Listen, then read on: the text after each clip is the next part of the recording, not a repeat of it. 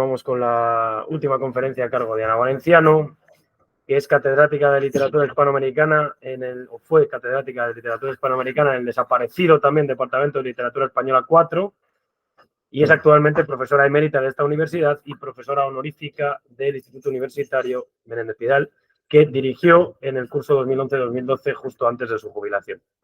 Su actividad investigadora, como la de todos los que nos acompañan hoy, se ha centrado sobre todo en el estudio del romancero panhispánico, tema sobre el que dirigió 2 proyectos de investigación, siendo de especial relevancia sus aportaciones a la delimitación genérica de los romances tradicionales, la edición de los textos de tradición oral moderna y la participación en las encuestas realizadas en los años 70 y 90 por el Seminario Menéndez Pidal, de las que tantos están hablando aquí. Dentro de este ámbito, además, durante su etapa docente, estableció un nuevo campo de estudios de la literatura hispanoamericana dentro de su departamento, a partir de cursos de doctorado como el romancero tradicional en Hispanoamérica y poética de la oralidad e intertextualidad de la balada hispánica en el contexto sociocultural hispanoamericano. En sus publicaciones destaca su colaboración en varios volúmenes colectivos de la serie denominada Romancero Tradicional de las Lenguas Hispánicas y en otras obras de referencia como el Catálogo General del Romancero en 4 volúmenes. En estas obras han participado muchos de los que nos acompañan hoy aquí.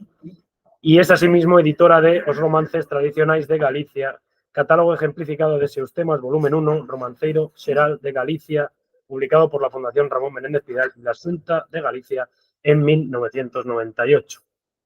Hoy, buscando una vez más afinar la conceptualización teórica del romancero oral, sospecho, nos impartirá una conferencia titulada Romancero Tradicional, Melodrama en Verso. Cuando quieras, Ana, tienes la palabra. ¿Te cambio la botella? Como la radio, ¿puedo saludar? Puedo saludar. No quiero empezar dando la bienvenida a nuestra nueva directora del Instituto Seminario Menéndez Pidal, colega desde hace muchos años, y también me vais a permitir saludar a Amparo Rico, colega también desde hace muchos años, que no ha dejado un romance vivo en Valencia, y en el archivo no hay romances de Valencia, es decir, que es una heroína. Yo pretendo ser ligerita, pero no sé si voy a ser capaz. Vais a entender un poco por dónde voy. Para mí este paper, como dicen los cursos de los americanos, es una especie de reflexión para mí. O sea que podemos cortar cuando llegue la hora.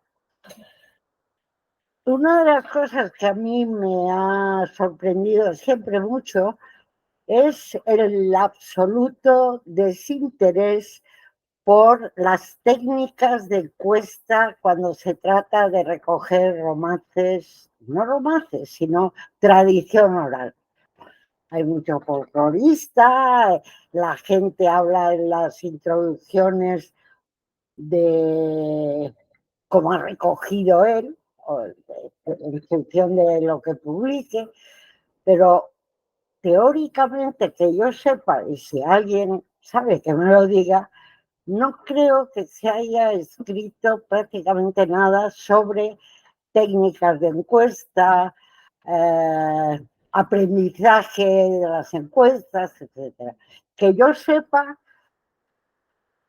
tenemos 2 artículos, uno de Diego y otro mío, a petición, porque si no, a lo mejor no hubiéramos escrito en la vida sobre las técnicas de encuesta y las encuestas del romancero, que nos pidió Ruth Weber para una revista que además la reeditó. Y luego Diego tiene un pequeñísimo artículo en el siglo XXI que habla un poquito de encuestas. Que yo sepa, nadie. O sea que desde la filología, que tanto os interesan los atlas lingüísticos y la dialectología y todo eso, a nadie se le ha ocurrido escribir sobre encuestas. Pues a mí me interesan muchísimo las encuestas. ¿Por qué me interesan las encuestas? Porque considero que de la observación de cómo se recoge un romance, qué pasa cuando alguien actualiza oralmente un romance y cómo ese romance se va a editar después. Para mí, en este proceso hay un montón de información que a mí me parece que hay que tener en cuenta. Don Ramón ya, sinceramente, no he encontrado el porqué, pero cuando él explica que hay que el romancero es A más B más C, tal, una de las cosas que dice es que el que quiera saber algo de romancero tiene que recoger romances, tiene que entrar en contacto con la tradición y de hecho, como sabemos, él recogió muchísimo. No he encontrado el porque para él era importante, pero realmente os aseguro que lo dice. Como digo, para mí el hecho de hacer encuesta, yo he aprendido 3 cosas que me parecen básicas. La primera es cuándo se produce la variante. Está claro que la variante no se produce en el momento de recoger el romance. Como decía don Ramón, algo así como que con la tensión poética entonces el cantor, falso. O sea, no se produce la variante ahí. Y como al final decía Diego, realmente la variante creemos que se produce en el momento de la memorización, no lo podemos saber, o en el momento de transmitir entre ellos un romance. Pero lo que está claro es que cuando un cantor o un recitador va a decir un romance, no va a inventar, sino que va a intentar recuperar absolutamente el texto que él aprendió y que tenía en la cabeza. Eso tiene mucho que ver con la edición, por supuesto. ¿Qué es lo que vamos a publicar? Pero bueno, eso lo dejo ahí. Don Ramón decía exactamente, dice, ¿cómo era? Una especie de tensión poética. Luego lo arreglaba un poco, porque decía que siempre sometiéndose a la censura colectiva de su comunidad. Es decir, como que el cantor o el recitador, el depositario del romance, estaba como entre 2 fuerzas. Falso. O sea, el recitador de romance lo que intenta es decir lo que aprendió y lo que heredó, y eso es lo que pretende transmitir. Bueno, como os digo, los informantes nunca intentan inventar sobre la marcha y Diego tiene un artículo, Diego de repente saltaba así, ¡pam! Entonces tiene una frase que yo siempre la uso y dice, es evidente que la invención no se produce en el acto de exteriorización del saber y no es fruto de la oralidad. Y remata, quien crea lo contrario no ha recogido bastante romances. Es decir, don Ramón, que en Flor Nueva todos sabemos que se autodefinía como el que más romances había oído y había recogido, pues parece que al tener esa discusión con él, no estábamos de acuerdo. Bien, la segunda cosa es la idea súper tradicional o hipertradicional, porque está Ramón Santiago ahí y luego me la cargo. La cuestión es que don Ramón nos dijo que el romancero, estamos pensando en Arnaldos y eso, tenía finales abruptos y eso creaba una tensión poética, no sé. Pues no. Un artículo, a mi modo de ver, como no está, lo puedo decir, fantástico, de Antonio Cid, del año 70 y tantos, ya pone muy claro que el corte de los desenlaces no es obra del cantor que pudo haber dado el romance, sino que es obra de los editores. Eso lo dijo ya en el año 77. Después, Pedro Ferrer, que andaba por ahí, en la tesis doctoral también hace un estudio y recela, dice, bueno, a mí esto de los finales abruptos de Don Ramón, no sé. Y Antonio acaba ahora, hace 4 o 5 años, de un artículo fantástico, donde va viendo punto por punto y haciendo comparatismo para llegar a la conclusión de que no hay romances truncos salvo los mal recordados.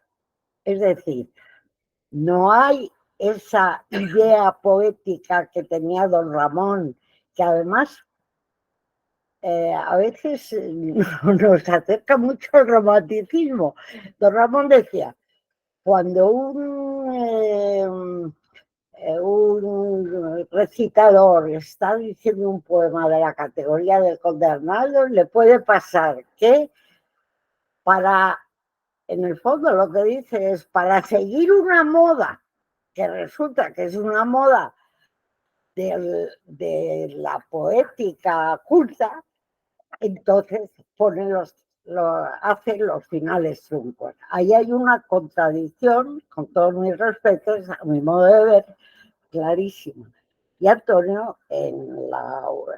este último artículo, acaba diciendo, no hay más romances truncos que los mal olvidados o los mal recordados. Y eso, en el fondo, se ve en las encuestas.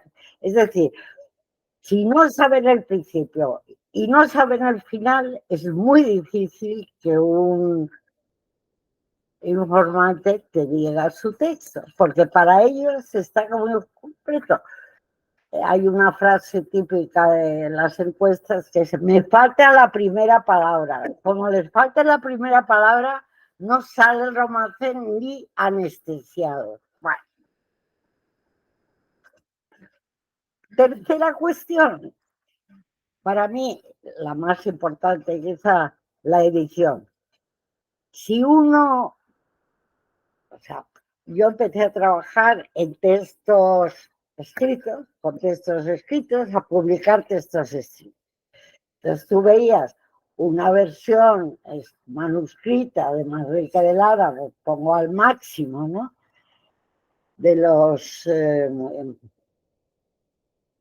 encuestadores del archivo, y arriba ponía una notita, otra palabra, y no sé por qué considerábamos que esa palabra era la variante, pero no, la versión es, si es de la misma persona, eso no es una variante, puedes usar la variante alternativamente, es decir, lo que más cuadre en la versión lo puedes poner desde mi punto de vista.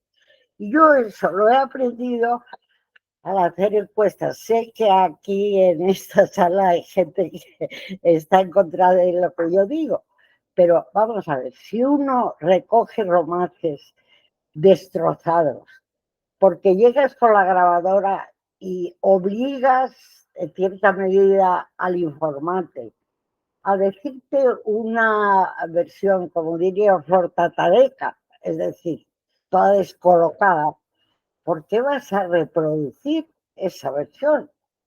Lo que tienes que hacer es reordenar la versión y poner una nota diciendo, esta versión se ha dicho en desorden. Coger los textos, si los hay, paralelos, o sea, del mismo tema del recitador, del que te ha dado el recitador, y reordenar lógicamente, porque el romancero no son 4 barbaridades dichas al revés, el romancero tiene un sentido, tiene una historia, tiene una fábula. Entonces, ahí yo comprendo que he perdido total el respeto. Es decir, considero que, un momento, si la versión está dicha de un tirón, quieta parada. Es decir, no puedo tocarla porque puede haber una variante, aunque sea un disparate, ¿qué le voy a hacer? Ahora, si la versión está desmontada, creo que el papel del filólogo es montarla. Bueno, dicho lo anterior, esas 3 cosas, ¿no? Cómo, o sea, la forma de expresar un romance, la performance, los finales truncos y finalmente la edición, que es básico porque es la única manera en que se difunde. Bien.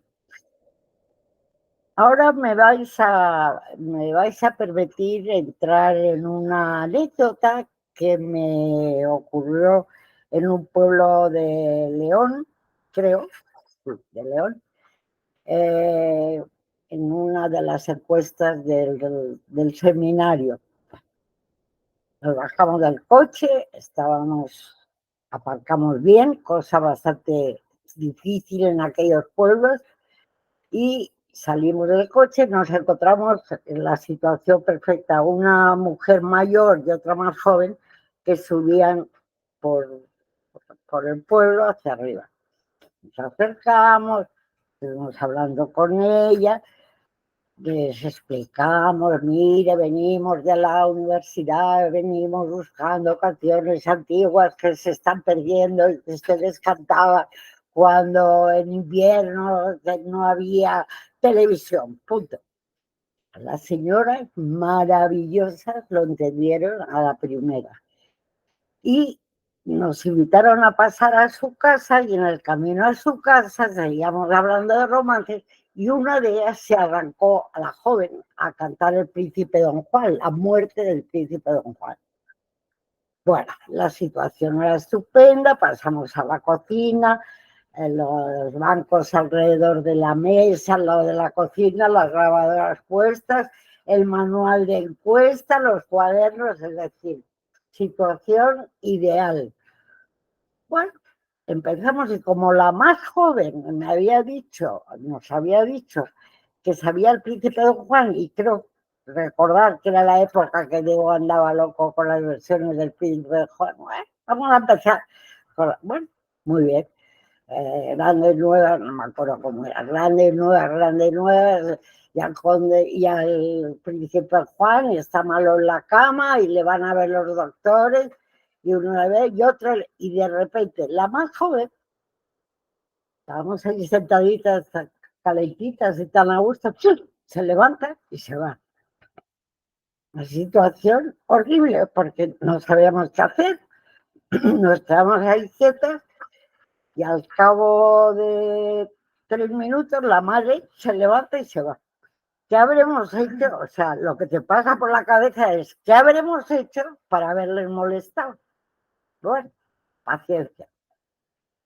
Vuelve la madre, ya consigo hablar con ella. Entonces me cuenta la tragedia de que la hija había perdido al marido, que se había suicidado 4 meses antes. Y entonces no podía cantar romances tristes. No podía cantar romances tristes porque se ponía mala. Y entonces me dice la madre, si hace usted el favor, pregúntele romances alegres.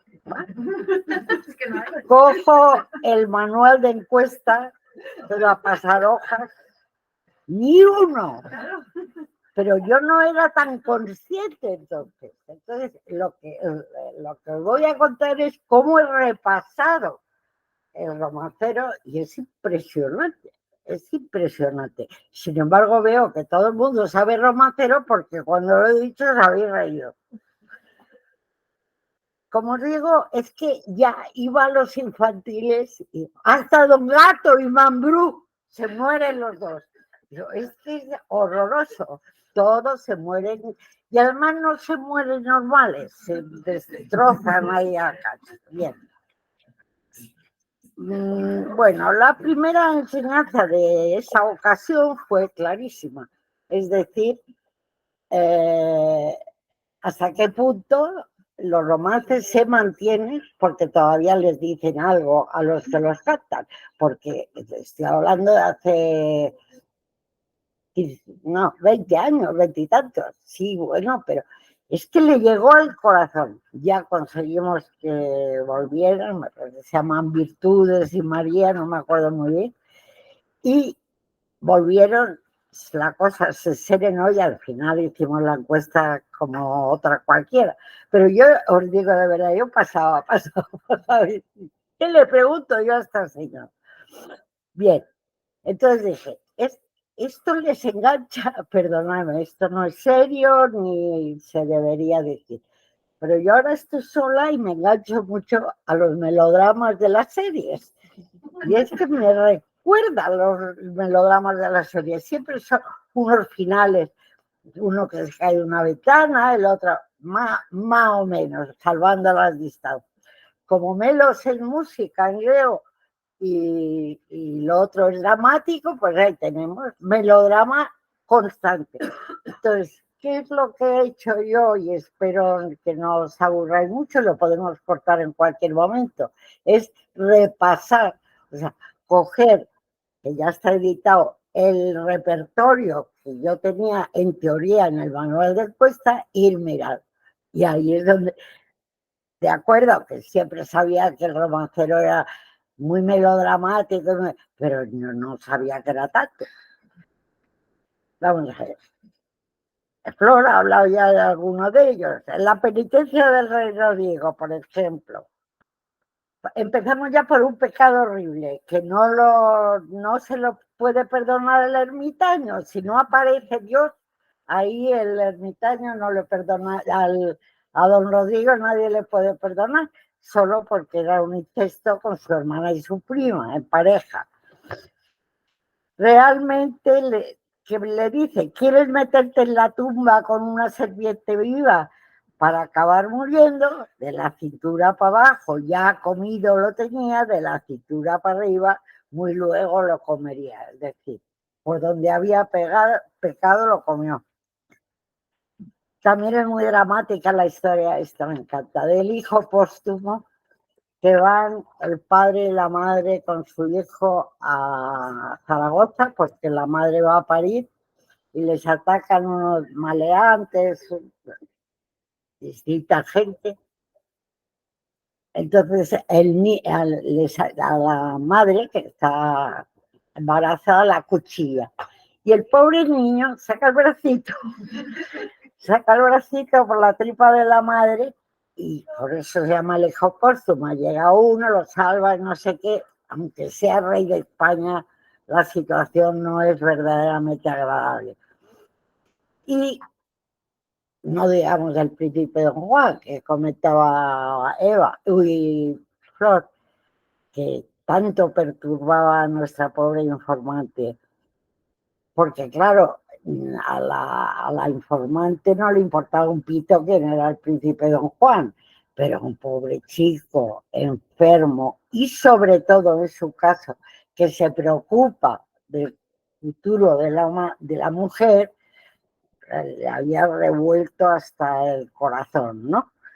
Sobre todo cuando le dice 3 horas tienes de vida, ahí es donde se marchó. 3 horas tienes de vida y una ya está encomenzada, cuando le acusa y le avisa de que va a morir de inmediato, y el enfermo muere a la medianoche, la niña al romper el alba, que no quiso desde el cielo dejarla descansar para muchos finales, como siempre, uno se muere los dos, otro se muere ella sola. Isabel de Liar, romance histórico, que también es una mujer que por tener una relación amorosa con alto rey, la matan. Solo de ese primer grupo, que serían los históricos, se salva el Cid, porque hay un romance que es el Elo Elo, que el Cid están mirando Valencia, con la discusión que si la gana uno, lo gana otro, el Cid, pero no él solo, porque el Cid aprovecha una hija suya, Jimena, qué casualidad, para que entretenga al moro mientras el Cid se organiza. Entonces, el Cid, y luego el Cid tiene a Babieca y el otro no tiene a Babieca. O sea, que gana el Cid, pero con un poco de trampa. La condesa de Castilla traidora, que intenta envenenar al hijo, pero como al hijo le avisan, la que muere es la madre. Bueno, la muerte del maestre de Santiago, que lo achicharran. Morirás apuñalado, morirás al rey don Pedro, ¿qué futuro le queda? Morirás apuñaladas, morirás al rey don Pedro, que mataste sin piedad a los mejores de tu reino. Y refiriéndose al hermano bastardo, dice, mataste a tu propio hermano, a Dios darás cuenta de ello, muy rumbo. Don Manuel y el Moro Murza también, don Manuel muy mal herido. Bueno, si pasamos a los carolingios ya ni os cuento. El primero de los carolingios es Celinos, la caza de Celinos. ¿Cuál es la historia? La historia es una mujer, una señora, se fija embarazada, entonces el antojo que tiene es un ciervo que está en el monte. Lo que hace el marido, que suele ser, en las versiones que yo he manejado no, pero suele ser más viejo, lo manda sin armas a cazar ese ciervo. Ese ciervo no está el ciervo, sino que está el amante, le está esperando en el monte para matarlo. Pero el romance le da la vuelta y el que muere es el amante. Y entonces el felino le trae en el romance de Celinos le trae la cabeza a la mujer para que aquí tienes tu antojo, ¿no? La cabeza. Dice ella, dice, aquí tienes el antojo, el ciervo que me mandaste matar. Y ella, claro, se encabrita y dice, malayo para ti, conte, no era digno de matar. Hízole a ella lo mismo, púsola de par en par y les dice, además, para más siempre, le dice, besáis y abrazáis, ahora que tenéis lugar, con las dos cabezas, la del amante y la mujer juntas, para que estén contentos. Como os digo, bueno, Belardo y Valdovinos, herido el pobre Valdovinos, y la muerte de Beltrán también. Por ejemplo, fijaros la descripción del romance de las grandes heridas que tiene Beltrán.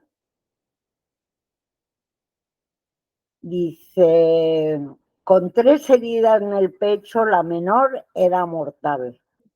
Por la más chiquita de ellas entra y sale un gavilán, y con las alas abiertas sin a las carnes tocar. O sea, como el romancero formulariamente está explicando que las heridas son enormes. Bien. La infancia de Montesinos, dice, el hijo acaba vengándose, reintegrando a la madre a palacio, y le dice al padre, o sea, a la pobre madre de Montesinos la largan porque está embarazada, la echan a ella que tenga el hijo en el desierto. Y la pobre señora tiene el hijo en el desierto, después la protegen, una serie de complicaciones. Y al final el hijo va a hablar con el rey, que es su abuelo, y le dice: mi madre anda por el monte sin duelo ni caridad. Juramento tiene hecho, no lo quiere quebrantar, de bajar a los palacios y a Tornillos degollar. Tornillos es la que le ha acusado de embarazo. Y entonces el abuelo dice: la cabeza de Tornillos, hijo, tú la has de llevar. O sea, allí les cortan la cabeza con la mayor facilidad. Con declaros en hábitat de fraile, bueno, esta es un embarazo a destiempo, como digo yo, y a la pobre infanta, la cara, o condesa, la cargan de hierros desde el hombro al calcañar. No he encontrado eso en León, pero hay una parte muy interesante, porque es que no solo la cargan de hierro, es que la meten de agua hasta la cintura para que aborte, claro. O sea, la hunden y la tienen en la cárcel, pero llena de agua la parte de abajo. Entonces, después de ese maltrato, luego hay un happy end, pero porque el conde Claros, no os quedéis angustiados, el conde Claros la salva. El grifo lombardo, pues total nada, solo ha esforciado a una niña en el camino, además en el camino de Santiago. Gaiferos y Galván, dice, o sea, es el asesino del padre de Gaiferos, escucha los lamentos de la esposa y ordena el asesinato del hijo, que se salva por la piedad de los encargados de hacerlo, que es el motivo folclórico del dedito, que en vez de matar al niño llevan el dedo ¿de qué? ¿De qué? Pues eso. Pero también la suavidad de la muerte, ¿no? Dice: ¿qué muerte le manda madre? ¿Qué muerte le manda dar? Dice: la lengua por un carrillo, imaginaros, la lengua por un carrillo y el corazón en el espaldar. O sea, que le hace añicos.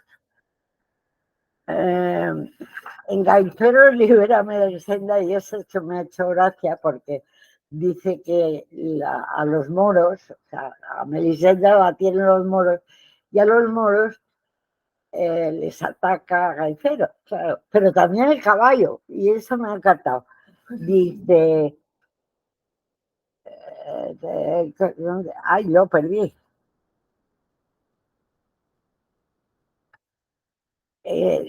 Mata a Gaifero no sé qué, y el caballo mata también.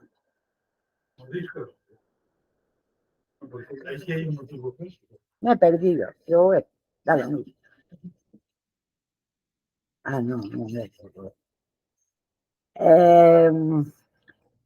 Por ejemplo, Grifo Lombardo, ya hemos dicho que es el que la fábula, Gaiferos, en Gaiferos aquí está. Dice: si el cristiano mata a muchos, el caballo mata más. Se me ha encantado, es malísimo el verso, pero me encanta. Bueno, os voy a decir, es que el romancero a veces, hay mejor no decir que poéticamente es bueno, porque tiene cada verso de esos.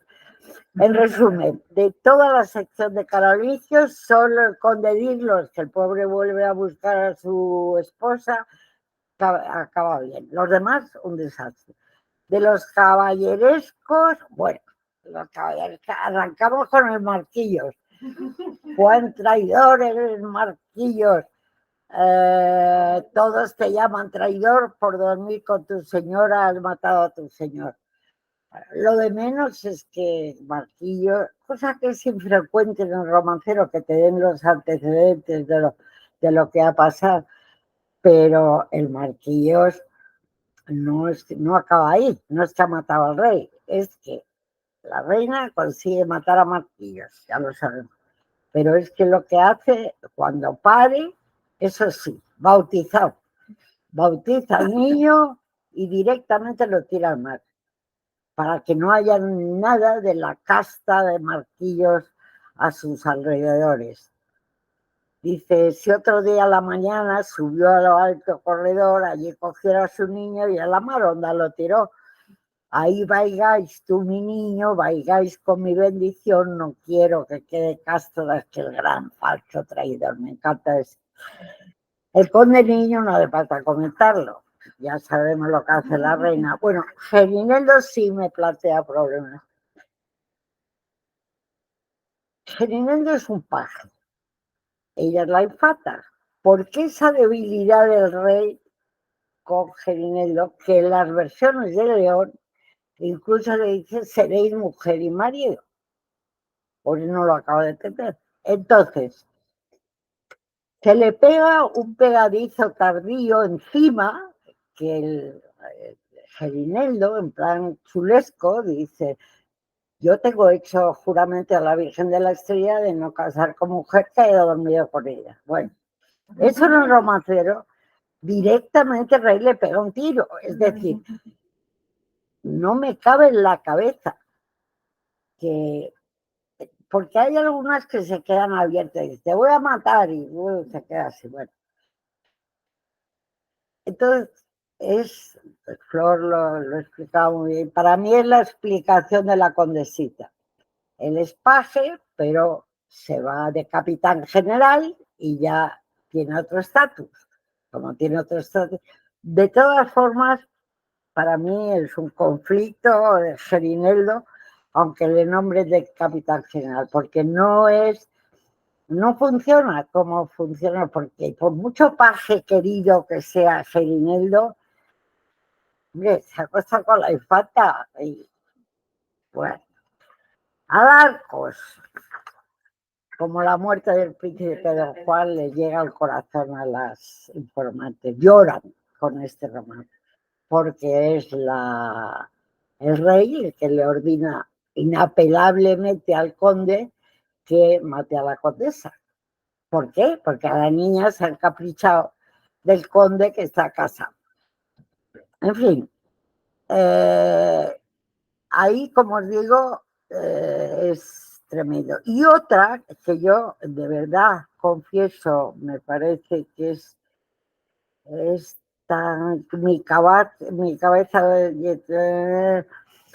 Hay otro para mí poco romancístico, que es versión única, y confieso que no la conocía, que es Briana y la sierpe. Para mí es antirromancístico, porque es el tío asedia a la mujer del conde. Y es el conde el que se enfada con la mujer porque no atiende al tío, que creo que es rey. Pero quiero decir que aquí es con la anuencia del marido, y entonces para mí es un romance un poco extraño. Dice, o sea, cuando ya le dice que le va a matar, la va a matar, dice, ella dice, y también mi cabeza, si acaso fuese cortada, le está diciendo a la hija, y entre dos platitos de oro al rey se lo presentaras y le hablaras con cortesía como te tengo enseñada. Encargo que se cumple explícitamente y dice, venga usted, mi tío el rey, o sea, la matan con la cabeza, se la van a llevar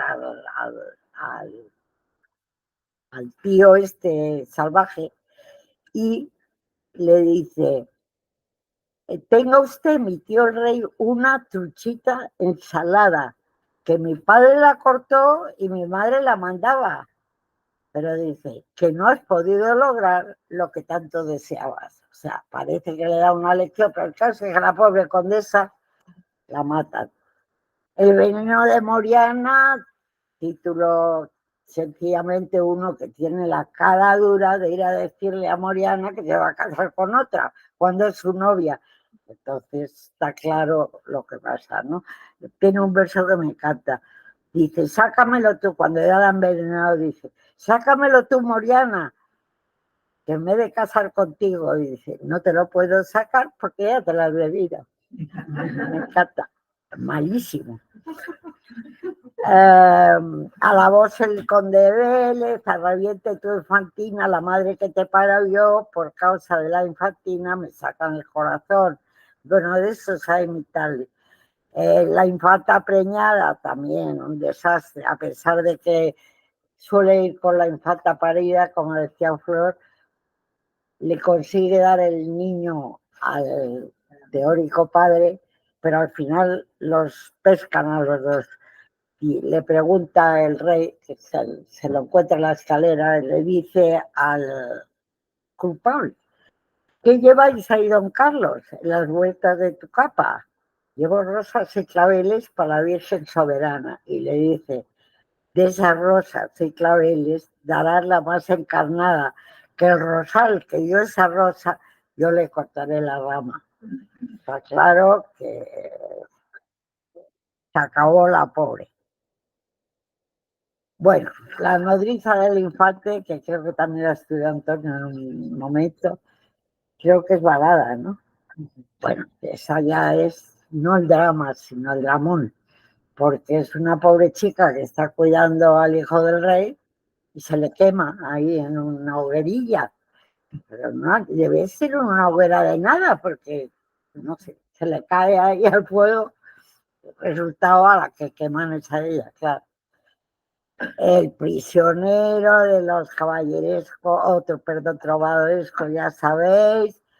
En fin, únicamente de todo este bloque se salvan la infantina que hablaba Flor, el caballero burlado y creo que un poco más. Claro, ¿cuál es la trampa que estoy haciendo? La trampa que estoy haciendo es que todos estos romances, no todos, pero muchos, estaban ya en la tradición vieja. Y no es ninguna novedad, porque Di Stéfano, que todos sabemos que es el máximo conocedor del romancero antiguo, dice clarísimo: la tradición romancística peninsular, separándose en parte de los otros países, tiende a acentuar desarrollos dramáticos y finales trágicos. O sea, que ya en el romancero viejo, esta cosa terrorífica de muertes, asesinatos, embarazos castigados y todo eso, ya Pino Di Stéfano ya lo había captado ahí. Pero aunque no tenemos mucho tiempo y no quiero ser pesada, vamos a ver un poco por encima los novelescos. Hay en la edición va reuniendo por a lo folclórico, ¿no? La familia reafirmada, la conquista amorosa, así por grupos, ¿no? La conquista amorosa que tenemos, a mi modo de ver, fatal ahí, la Serrana y la Gallarda, que son claramente dos matadoras de hombres en directo. Llamar a eso la conquista amorosa, no sé. ¿Qué pasa con la Gallarda? Pues que agarra al caballero con tan buena suerte que el caballero, cuando entra, ve todas las cabezas de todos los hombres que se ha cargado previamente la Gallarda, entonces está preparado. Entonces, ¿qué hace? Dice, se, se escapa y dice: no se lo digas a la justicia, se lo dice a la justicia.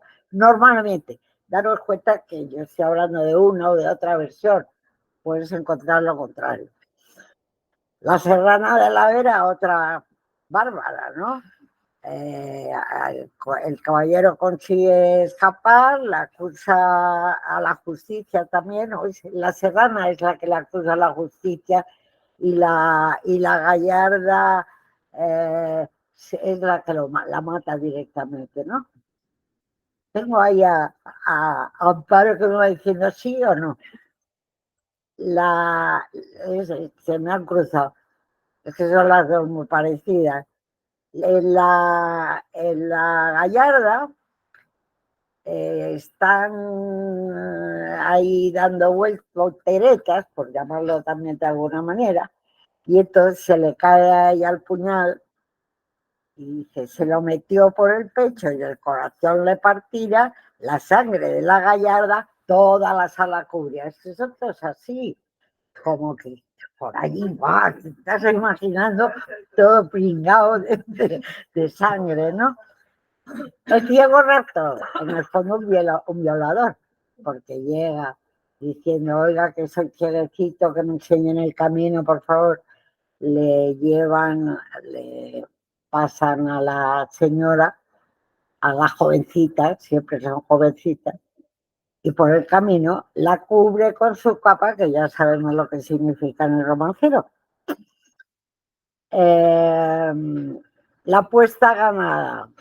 Apostado tengo, madre, y no sé si podré ganar, de dormir con Marianita antes del gallo cantar. Estas no matan a nadie, porque lo que hace es, se disfraza de tejedora y va a la puerta y dice, ¡hey, que sea aquí, que no tengo dónde dormir! Y la suben para arriba y se acuesta tan contenta. Y a mitad de la noche la tal Marianita grita, que la tejedora se me ha vuelto tejedor.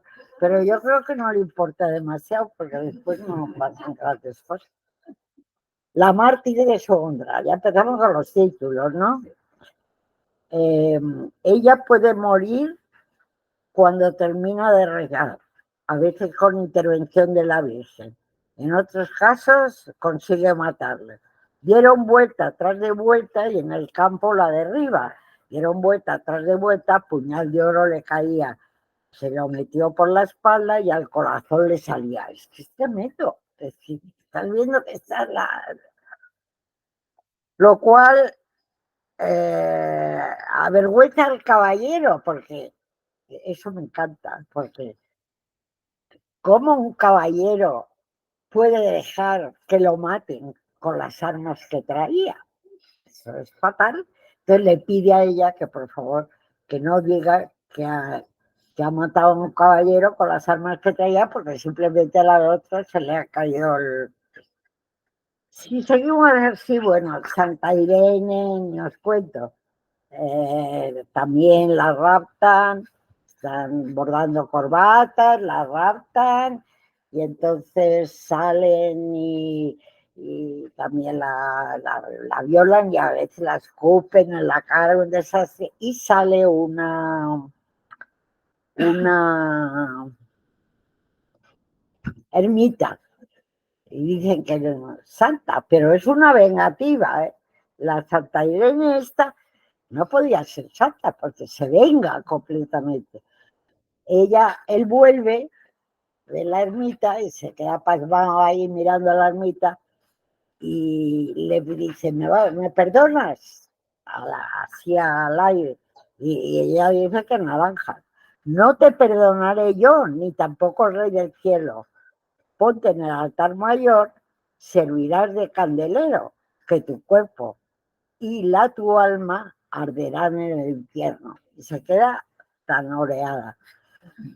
Realmente la mata, lo mata encantada de la vida. Bueno, hay un verso de este romance que yo cada vez que lo leo me muero de la risa.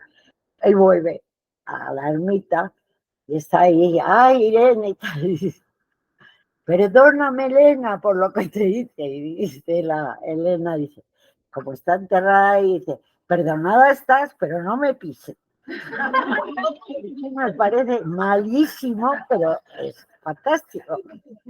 Porque claro, la está pateando en la tumba, ¿no? Bueno, también es un raptor, el marinero raptor. Ya la basada y el segador, estando aquí Álvaro, ni me atrevo a hablar de él, pero en muchos casos, por diferencia de clases, también lo matan, ¿no? En suma, de los 13 romances que conforman ya el grupo este primero de novelescos, solo 2 se libran de la violencia. La dama y el pastor, que es el menos romance de todos, y la doncella guerrera, que bueno, podemos pensar que se casa con el príncipe.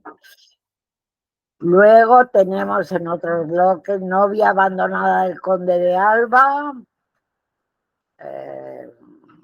mandar al rey abrir por ver de qué mal moría, este le encanta a Flor. Ella es abandonada por el Conde de Alba y entonces va y se muere. Y entonces el rey, es cosa de romancero, decide hacerle la autopsia. O sea, dice, quiero ver qué ha pasado y le abre el cuerpo. Y entonces descubre, es que es genial. Dice, mandar al rey a abrir por ver de qué mal moría. Tenía el corazón vuelto lo de abajo para arriba, la pobre. Es como, es la frase, me da un vuelco el corazón, ¿no? Pues le había dado un vuelco el corazón. El quitado, ya habéis oído a Flor, con la enamorada, la puerta del navegante.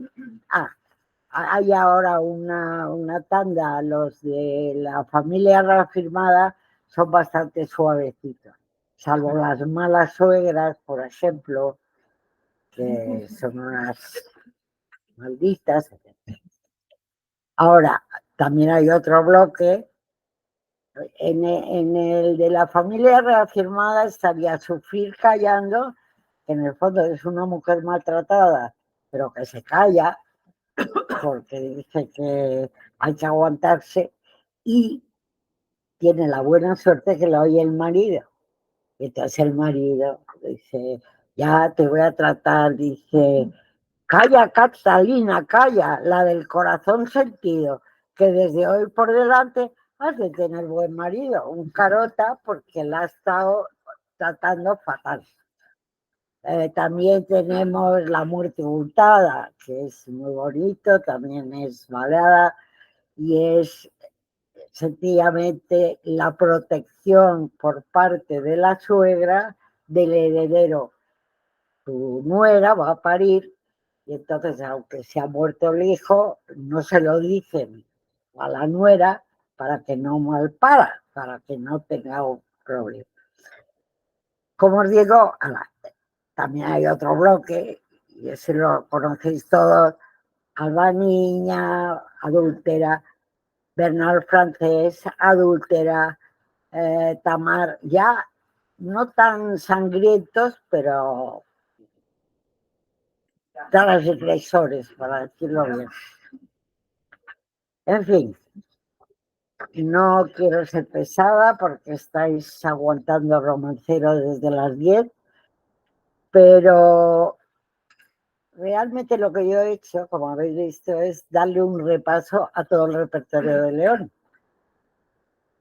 Es un repertorio muy representativo. Coincide, el de Galicia me lo sé, entonces muy representativo del norte.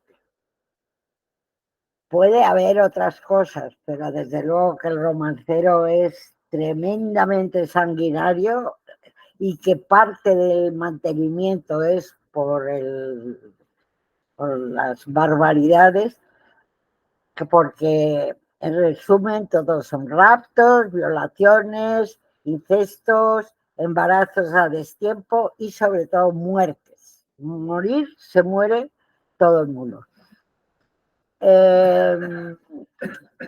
La muerte suele estar descrita con bastante crudeza. Eso que os digo, le mete por el cuchillo y le sale el corazón por la boca, es horrible. Y realmente me doy cuenta que solo se ha ejemplificado una muy pequeña parte del romancero, pero que el repertorio, como os decía, de la provincia de León, cabe pensar que al menos la mitad norte de España, en Galicia seguro, en Cantabria, en Asturias, que es donde están los romances así más, con más solera, pienso yo que puede pasar algo bastante parecido, pero no lo sé. Lo que me ha parecido gracioso es que a través de la lectura de esto, eso es pasarme. pero he visto como una especie de ética o moral romanceril. Es decir, el embarazo, ni hablar. No hay una mujer embarazada que salga bien parada. O intenta matarla, o un desastre. El incesto también está fatal visto. A veces se castiga doblemente. Y la muerte es una forma de salir de los conflictos. O sea, se mata a uno, se mata a otro, se acaba el problema. Ya está. Y ahí me quedo. Muchas gracias.